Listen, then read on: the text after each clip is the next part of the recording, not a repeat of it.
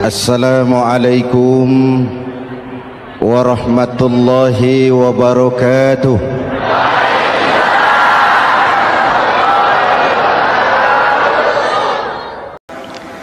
Malam ini saya ingin mengajak kita semua melihat kurikulum Ramadan.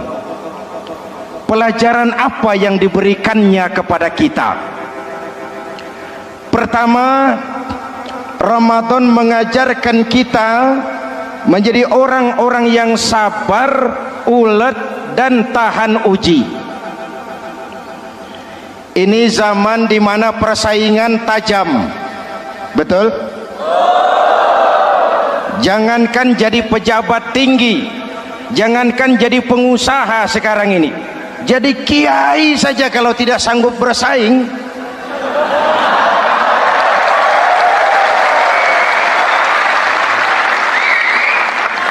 Ini bahasa kasar tapi jujur,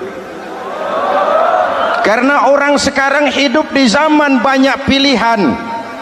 Akibat persaingan yang semakin tajam, orang sering kehilangan kesabaran. Karena itu puasa mendidik kita sabar, biar lapar melilit perut, biar haus mencekik tenggorokan. Kalau maghrib belum datang, jangan sentuh makanan, jangan ambil minuman, sabar. Betul? Ada waktunya. Lalu lintas itu macet karena kendaraan besar tidak mau ngalah, kendaraan kecil tidak tahu diri. Betul? Antrian di pasar kacau karena yang sudah dapat nggak mau minggir, yang di belakang dorong-dorong. Betul? Dimanapun antrian kacau, Bung. Kalau yang sudah dapat mau dapat lagi, yang nunggu kelamaan, akhirnya dorong-dorongan, kacaulah kehidupan sosial. Puasa melatih kita sabar, karena sebagai bangsa kita punya latar belakang sejarah. Kita ini bangsa yang ditempa oleh segala macam kesulitan.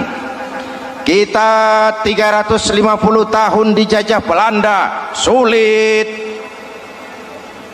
Setelah merdeka, kita dirongrong oleh berbagai macam pemberontakan, susah.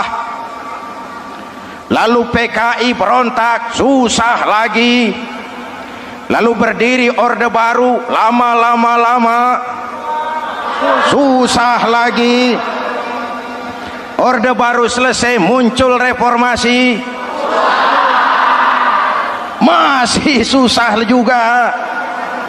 Kita bangsa yang ditempa oleh kesulitan, bangsa yang tahan bantingan, bukan bangsa yang cengeng. Karena itu mari kita menjadi diri kita.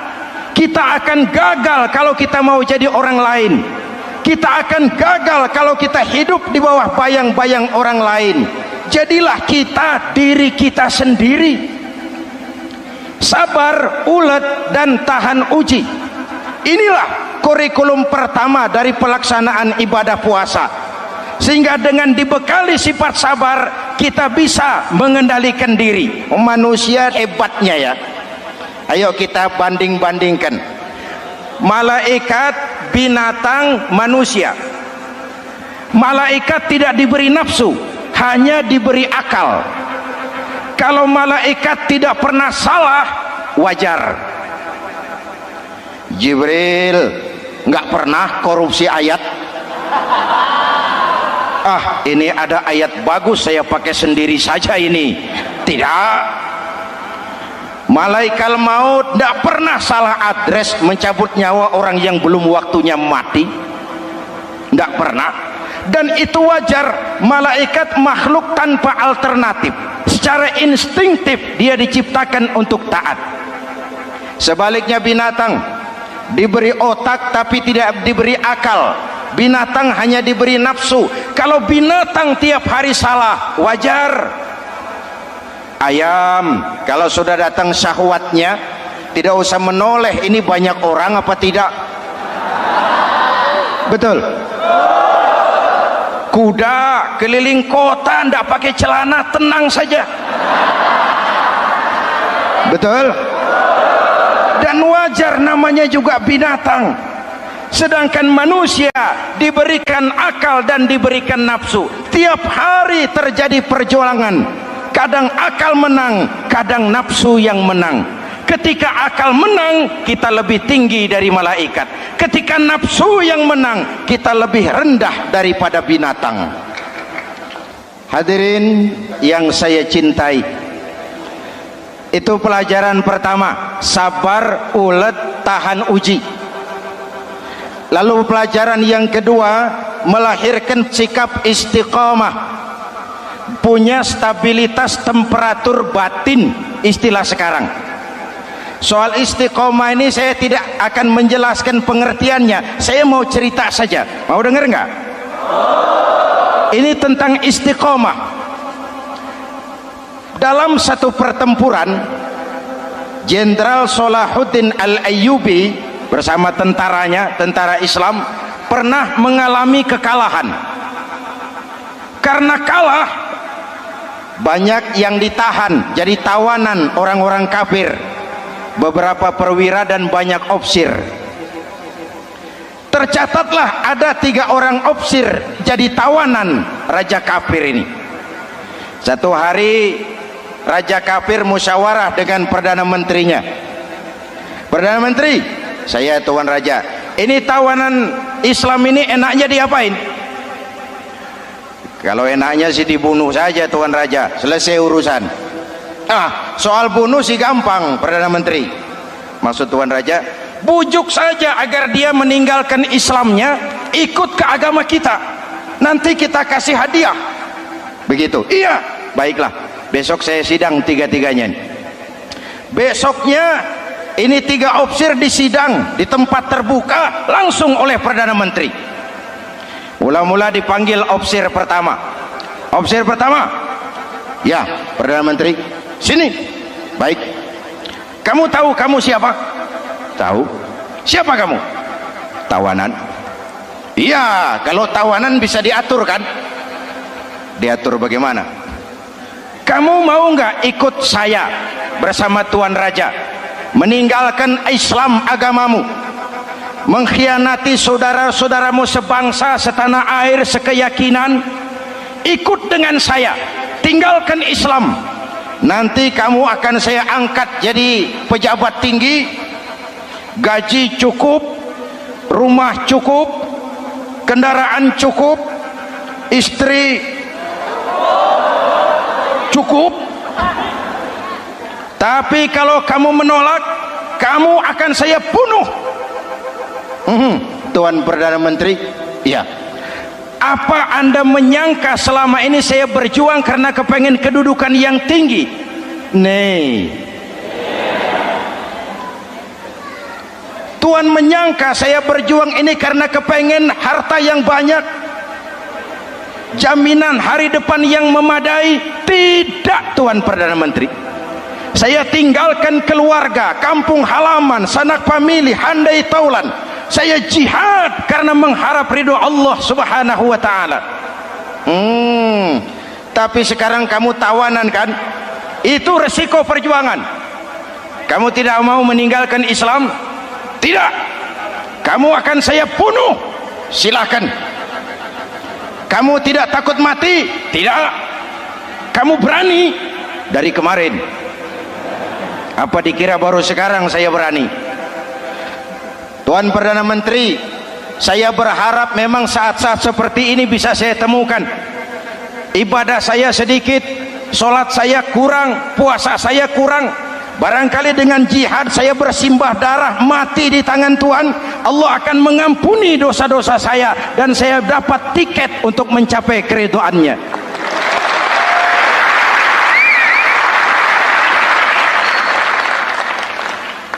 Gila kamu. Biarin.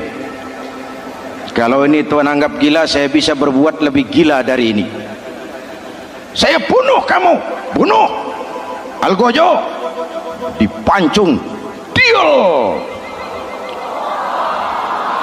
Ini terlepas kepalanya dari badannya, menggeluntung kepalanya ke bawah, jatuh bergelindingan. Itu kepala lepas dari badan. Ngaji baca ayat Quran sampai Perdana Menteri bingung. Minggir, ini ada kepala ngaji. Ayatnya yang dibaca, ya ayyatuhan nafsul mutmainnah irji'i ila rabbiki radiyatan mardiyah. Wahai jiwa yang tenang, kembalilah kepada Allah dengan diridhoi, masuklah ke dalam golongan hamba-hambaku dan masuklah ke dalam surgaku. Matanya terpejam rapat, bibirnya tersenyum, dia gugur sebagai syahid karena membela keyakinan. Dia istiqamah, tidak goyah oleh tawaran jabatan dan kedudukan yang tinggi.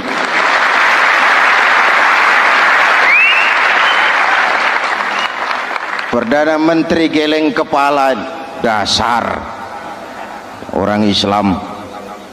Panggil opsir kedua. Opsir kedua. Ya Perdana Menteri, kamu sudah lihat temanmu yang barusan? Sudah. Mati kan? Mati. Kamu bagaimana? Mau tetap berjuang untuk Islam atau ikut kami? Jabatan tinggi, kedudukan tinggi, rumah tinggi,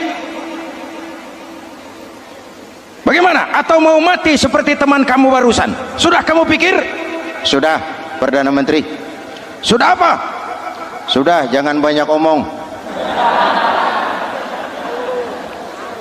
Maksud kamu apa? Saya sudah tidak sabar mau nyusul teman saya yang barusan itu. Saya tidak bayangkan bagaimana disambut oleh malaikat di surga, disambut oleh para bidadari di surga, menggapai ridho Allah. Oh Perdana Menteri, sudah jangan banyak omong. Kalau mau potong saya. Perdana Menteri bilang ini lebih gila dari yang pertama. Yang pertama masih mau diajak ngomong, ini malah langsung minta disembelih.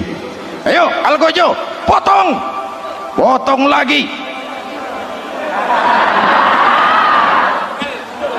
Deal. Terpisah lagi kepalanya dengan badan, jatuh ke bawah, menggeluntung, ngaji lagi. Ayatnya yang dibaca, wujuhun yawma izin nadirah ila rabbiha nazirah.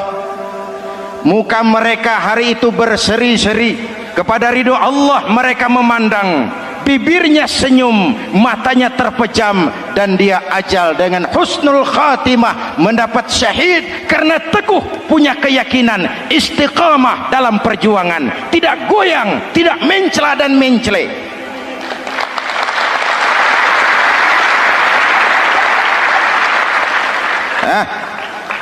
Opsi ketiga, sini. Yap, siap Perdana Menteri. Kamu sudah lihat nasib dua orang teman kamu? Sudah. Mati kan? Mati. Kamu mau seperti dia? Oh tidak Perdana Menteri, saya tidak mau mati. Daripada mati kan lebih baik hidup. Kamu mau ikut saya? Mau Perdana Menteri, mau. Gaji besar, rumah besar, kendaraan besar, istri.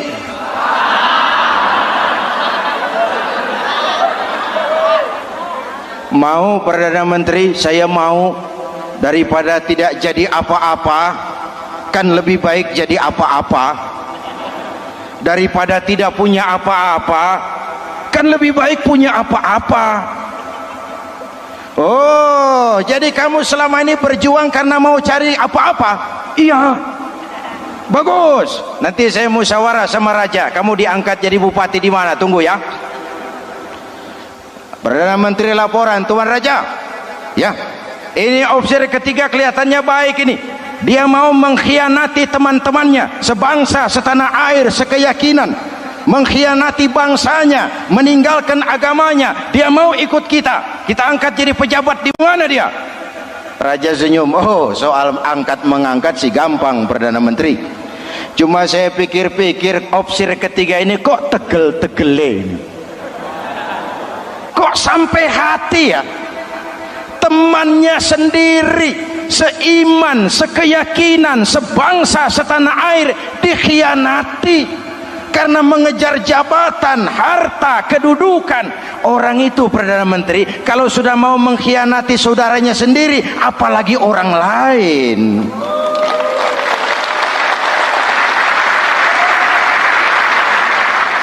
Ini opsir ketiga, ini opsir bejat. Anda bayangkan temannya sendiri dikhianati, nanti kalau ada kesempatan kita ditikam dari belakang. Jadi bagaimana Tuan Raja? Malah kalau saya lihat yang dua yang sudah mati itu orang hebat Perdana Menteri, punya pendirian, istiqamah. Malah kalau bisa yang dua itu dihidupin lagi.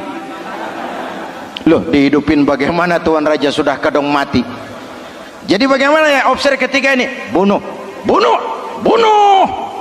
Buat apa piara benalu jadi duri di kaki nanti? Bunuh.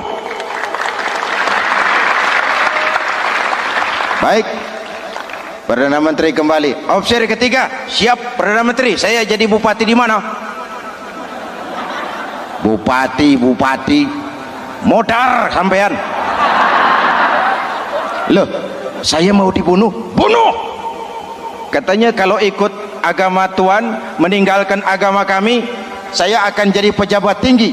Kamu opsir bejat, kamu tidak punya pendirian, saudaramu sendiri seagama kamu khianati, apalagi orang lain potongan kayak kamu jadi pejabat, rusak negara ini.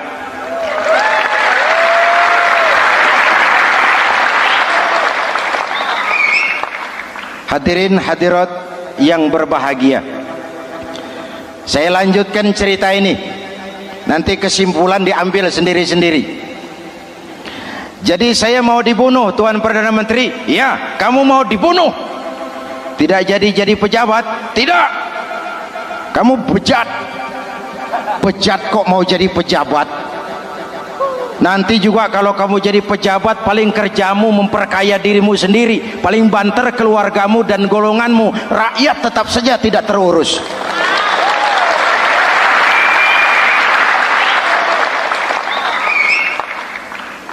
Paling-paling kamu kalau sudah jadi pejabat tinggi, kerjamu cuma membuka, meresmikan, berkunjung, meresmikan, membuka, meresmikan, berkunjung. Lah kapan kamu ngurus rakyatnya? Bejat kamu. Jadi saya dibunuh, bunuh. Iyalah, kalau mau dibunuh ya saya bunuh, tapi saya mau Islam lagi ah. Terserah, mau Islam lagi mau tidak, kamu tetap akan dibunuh. Iya, saya mau Islam lagi. Ayo cepat. Iya Pak, saya mau syahadat dulu. Cepat. Iya Pak, asyhadu macet lehernya. Ayo cepat. Iya Pak, asyhadu tidak bisa mengucap syahadat. Ayo cepat. Iya Pak, asyhadu tidak tuntas mengucap syahadat, golok algojo keburu sampai di lehernya. Deal. Darah mancur, pisah kepala dengan badan, menggeluntung ke bawah. Ngaji lagi. Wong dia bekas santri masih bisa ngaji. Cuma ayat yang dibaca lain sama dua temannya tadi. Ayat yang dibaca, afaman haqqa alaihi kalimatul azab, afaman haqqa alaihi kalimatul azab,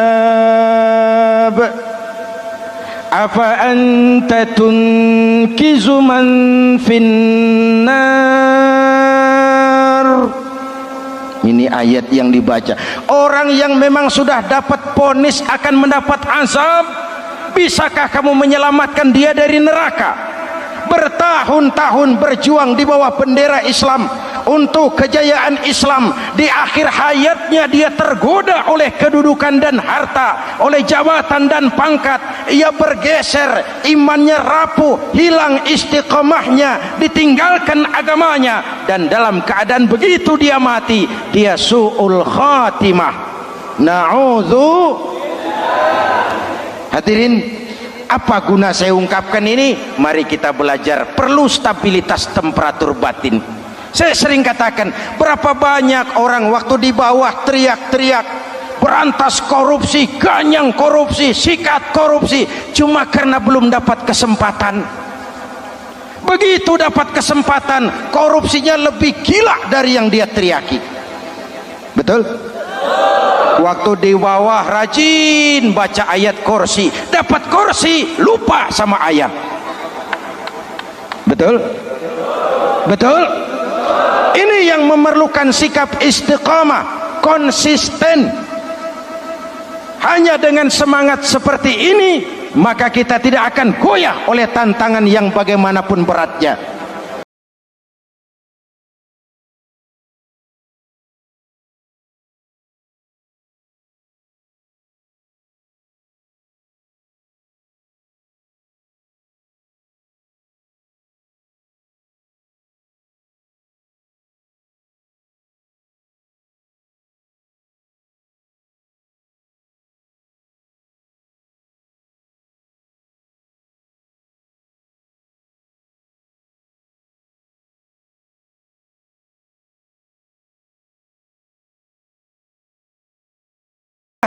Ikhlas. Allahumma lakasumtu, untuk engkau saya berpuasa. Orang mau puji atau tidak bukan soal, orang mau lihat atau tidak bukan soal. Kalau sudah berbuat, yang penting karena Allah saja. Keikhlasan itu, kalau amal kita adalah jasad, ikhlas adalah roh. Saudara, hari Jumat jam 9 pagi sudah berangkat ke masjid. Apa tidak bagus? Bagus. Sarungnya baru. Samarinda kelas BHS. Sajadah tebal. Tasbih panjang. Jam 9 sudah berangkat. Iya, padahal sholat jam 12. Betul. Apa pahalanya besar? Nanti dulu. Itu berangkat jam 9 itu maunya apa? Pameran sarung? Atau di dekat masjid ada janda? Atau apa? Disinilah peran keikhlasan. Keikhlasan itu bukan kata. Malah kalau kita, oh saya ikhlas loh, biasanya tidak ikhlas kalau sudah ngomong begitu. Ikhlas itu amalan batin. Puasa ini menyelamatkan kita dari penyakit riya. Saya ingatkan, Al-Ghazali bilang penyakit dua macam, penyakit zahir dan batin. Bedanya apa? Pertama, penyakit zahir yang punya lebih tahu dari orang lain, tapi penyakit batin orang lain lebih tahu dari yang punya. Kalau kita punya kanker darah tinggi, kita tahu, orang lain tidak. Tapi kalau kita sombong, hasud, dengki, orang lain kadang-kadang lebih tahu dari kita yang punya. Betul? Yang kedua yang dahsyat, sehebat-hebatnya penyakit zahir cuma merusak dunia, penyakit batin merusak dunia, menghancurkan akhirat. Ginjal mati, darah tinggi mati, tumor mati, kanker mati, leukemia mati, tapi tidak berakibat akhirat. Tidak ada penduduk neraka ditanya, kenapa kamu masuk neraka? Tumor, Pak. Tidak ada. Tidak ada. Sehebat-hebatnya penyakit zahir cuma merusak dunia, tapi penyakit batin merusak dunia, menghancurkan akhirat. Sombong, penyakit batin, di dunia dijauhi orang, di akhirat neraka tempatnya. Kikir, penyakit batin, di dunia dijauhi orang, di akhirat neraka tempatnya. Betul? Maka Al-Ghazali heran, kalau diserang penyakit zahir kita panik, cepat-cepat cari dokter. Tapi kalau diserang penyakit batin kita tenang-tenang saja. Padahal penyakit batin merusak dunia dan lebih hebat lagi menghancurkan akhirat. Maka puasa melahirkan keikhlasan, agar di dalam melaksanakan ibadah cuma kita dan Allah saja. Inilah jiwa dan semangat yang sekarang ini pun sudah mulai menjadi langka. Semuanya karena akhirnya yang subur mental penjilat. Sumuhun dawuh, pasukan kulo nuwun, barisan asal bapak seneng, pasukan kumaha juragan wae, organisasi oke bos. Kita miskin dengan orang-orang yang punya prinsip, yang berani berkata ya terhadap yang benar, sanggup berkata tidak terhadap yang tidak benar, apa dan bagaimanapun resikonya. Kita terlalu kaya dengan barisan asal bapak seneng, pasukan oke bos, organisasi kumaha juragan wae, dan kita miskin dengan orang-orang yang punya kepribadian, yang tegar dan istiqomah apapun resiko yang dihadapinya. Jadi dengan keluar dari sekolah Ramadan, semangat keikhlasan makin tumbuh dalam hidup dan kehidupan kita. Ibu bapak hadirin hadirat yang berbahagia, itulah makanya puasa disebut ibadah sirriyah, ibadah abstrak, cuma kita dan Allah saja yang tahu. Ini lebih mendorong semangat keikhlasan. Kata Imam Al-Ghazali, an-nas kulluhum mauta illa al-alimun wal alimuna niyamun illa al-amilun wal amiluna mughtarruna illa al-mukhlisun. Manusia itu mati kecuali orang yang berilmu. Orang yang berilmu walaupun hidup tidur kecuali yang mengamalkan ilmunya, dan orang yang mengamalkan ilmunya banyak yang tertipu kecuali yang ikhlas di dalam mengamalkan ilmunya. Manusia mati kecuali yang berilmu. Yang berilmu walaupun hidup tidur kecuali yang mengamalkan ilmunya. Yang mengamalkan ilmunya banyak yang tertipu, menyangka amalnya sudah banyak, sholatnya sudah hebat, zakatnya sudah luar biasa, jihadnya sudah mantap. Banyak yang tertipu kecuali yang ikhlas di dalam mengamalkan ilmunya. Jadi amal tanpa ikhlas, jasad tanpa ruh. Itulah makanya nuansa Ramadan dengan ibadah puasa mengembangkan semangat keikhlasan di antara kita semua. Mari kita baca doa sama-sama munajat, mohon pertolongan Allah agar kita diselamatkan dari penyakit riya dan ditumbuhkan semangat keikhlasan. Ala hadhihi niyyah wa ila hadratin nabi. Al-Fatihah. Bismillahirrahmanirrahim. Alhamdulillahi rabbil alamin, arrahmanir rahim, maliki yaumiddin. Iyyaka na'budu wa iyyaka nasta'in. Ihdinas siratal mustaqim, siratal ladzina an'amta 'alaihim ghairil maghdubi 'alaihim waladdallin. Amin. Bismillahirrahmanirrahim. Amin. Alhamdulillahi rabbil alamin. Allahumma salli wa sallim wa barik ala sayyidina Muhammadin wa ala alihi wa sahbihi ajma'in. Allahumma ja'al jam'ana hadha jam'an marhuma wa tafarruqana min ba'dihi tafarruqan ma'suma.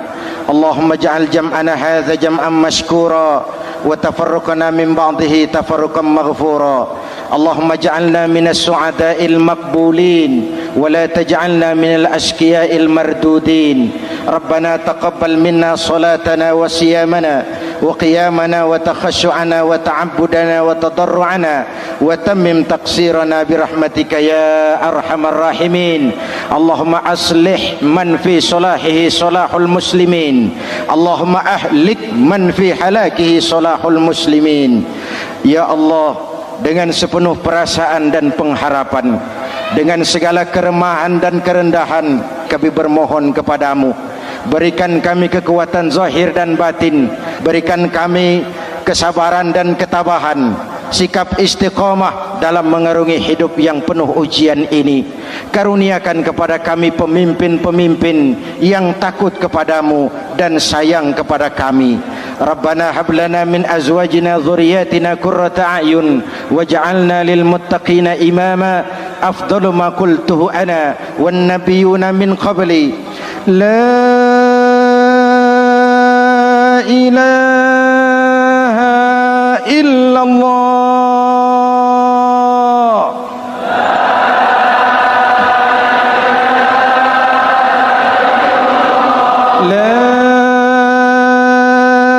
ilaha illallah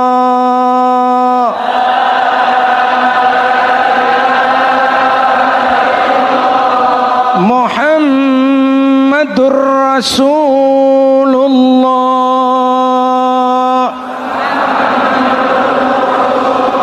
Amin. Kalimatu haqqin 'alaiha nahya wa 'alaiha namut wa 'alaiha wa biha nub'atsu insyaallah minal aminin birahmatika ya arhamar rahimin. Sallallahu ala sayidina Muhammadin wa ala alihi wa sahbihi ajmain. Hana rabbika rabbil izzati amma yasifun. Salamun alal mursalin walhamdulillahi rabbil alamin. Assalamualaikum warahmatullahi wabarakatuh.